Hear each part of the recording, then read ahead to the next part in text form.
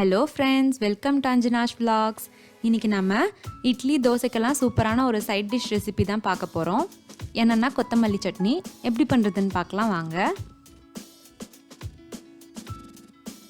அதுக்கு ஃபர்ஸ்ட் ஒரு கடாயில 4 டேபிள் ஸ்பூன் அளவுக்கு ஆயில் ஆட் பண்ணிக்கலாம்.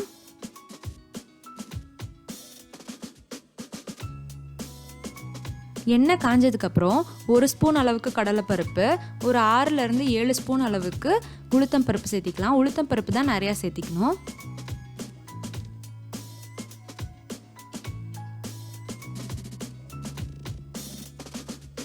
இப்போ இதை லைட்டாக வறுத்துக்கலாம். ஸ்டவ்வை லோ ஃப்ளேம்லேயே வச்சு வறுத்துக்கோங்க.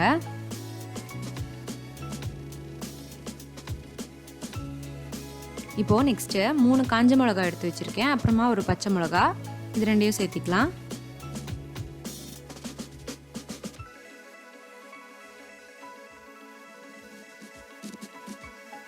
அப்புறமா ஒரு 8 பல்லு பூண்டு எடுத்து வச்சுருக்கேன், அதை சேர்த்திக்கலாம்.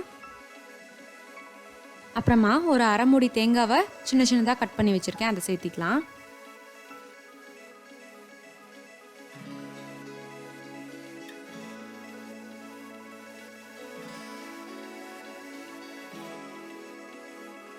இப்போது ஒரு சின்ன நெல்லிக்காய் சைஸ் அளவுக்கு புளி எடுத்து வச்சுருக்கேன், அதை சேர்த்திக்கலாம்.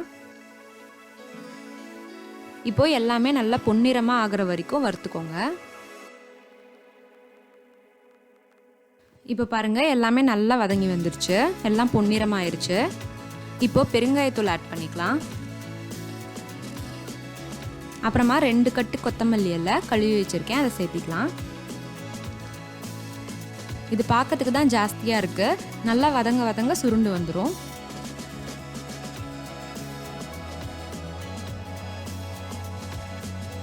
இப்போது இந்த க்ரீன் கலர் மாறாமல் இருக்கணும் அப்படின்னா சும்மா ஒரு 1/4 டீஸ்பூன் அளவுக்கு சர்க்கரை சேர்த்திக்கலாம்.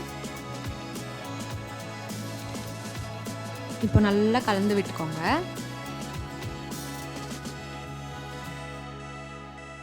இப்போது தேவையான அளவு உப்பும் சேர்த்திக்கலாம். இப்போது நல்லா சுருண்டு வரணும், கொத்தமல்லி இலை வாசனை வரணும், நல்லா அது வரைக்கும் நல்லா வதக்கிக்கோங்க.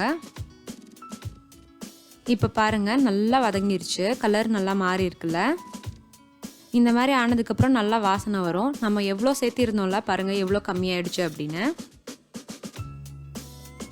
இப்போது இதை ஸ்டவ் ஆஃப் பண்ணி ஆறட்டும், எடுத்து வச்சிடலாம். இப்போது மிக்ஸி ஜாரில் நம்ம வதக்கி வச்சுருந்தோம்ல, அதை சேர்த்து நல்லா அரைச்சிட்டு வந்துடலாம். நல்லா ஆறுனதுக்கப்புறம் அரைச்சிக்கோங்க.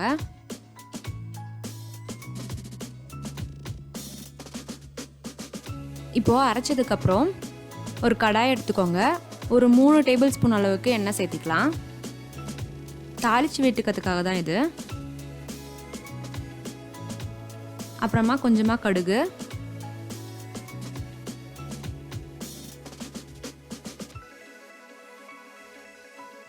கடுகு வெடிச்சதுக்கப்புறம் கொஞ்சமாக கடலைப்பருப்பு,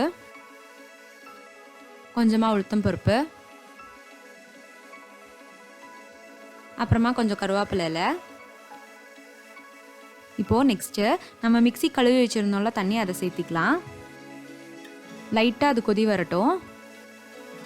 இந்த மாதிரி கொதி வந்ததுக்கப்புறம் நம்ம அரைச்சி வச்சுருந்தோம்ல சட்னி, அதையும் சேர்த்திக்கலாம். இந்த மாதிரி தாளித்து விட்டு நீங்கள் சட்னியை சூடு பண்ணிட்டீங்க அப்படின்னா ஒரு 4-5 நாள் வரைக்கும் கூட நீங்கள் ஃப்ரிட்ஜில் வச்சு ஸ்டோர் பண்ணலாம், ஒன்றும் ஆகாது. இப்போது இது கொதி வரட்டும்.